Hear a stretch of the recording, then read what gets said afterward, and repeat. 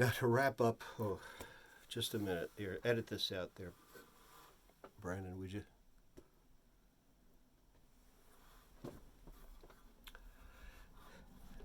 And finally, to wrap up this week's episode, this is what Paul was talking about from Genesis chapter 3. Now the serpent was more cunning than any beast of the field which the Lord God had made. And he said to the woman, Has God indeed said, You shall not eat of every tree of the garden? And the woman said to the serpent, We may eat the fruit of the trees of the garden, but of the fruit of the tree which is in the midst of the garden, God has said, You shall not eat it, nor shall you touch it, lest you die. Then the serpent said to the woman, You will not surely die, for God knows that in the day you eat of it, your eyes will be opened, and you will be like God, knowing good and evil. So when the woman saw that the tree was good for food, that it was pleasant to the eyes, and a tree desirable to make one wise, she took of its fruit and ate. She also gave to her husband with her, and he ate. Then the eyes of both of them were opened, and they knew that they were naked, and they sewed fig leaves together and made themselves coverings. And they heard the sound of the Lord God walking in the garden in the cool of the day, and Adam and his wife hid themselves from the presence of the Lord God among the trees of the garden. Then the Lord God called to Adam and said to him, Where are you? So he said, I heard your voice in the garden, and I was afraid because I was naked, and I hid myself. And he said, Who told you that you were naked? Have you eaten from the tree of which I commanded you that you should not eat?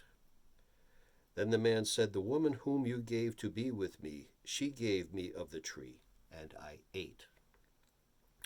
And the Lord God said to the woman, What is this that you have done? The woman said, The serpent deceived me, and I ate.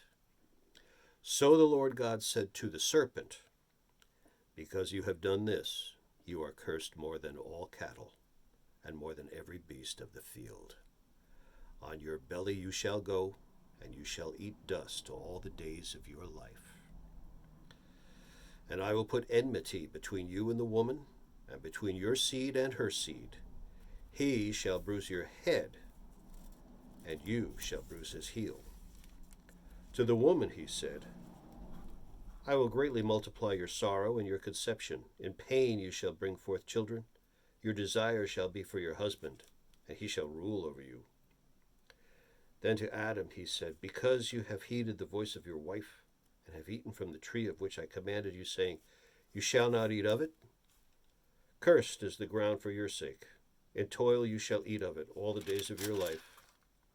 Both thorns and thistles it shall bring forth for you, and you shall eat the herb of the field. In the sweat of your face you shall eat bread, till you return to the ground, for out of it you are taken.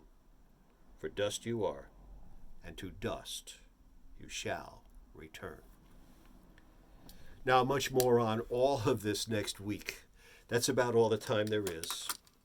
Thank you for watching, and I look forward to expressing or expanding all of this next week to include chapter 5, verses 12 through 21 from Romans, Paul's excellent letter explaining just about everything there is to know about being a Christian, about Christ and Christianity.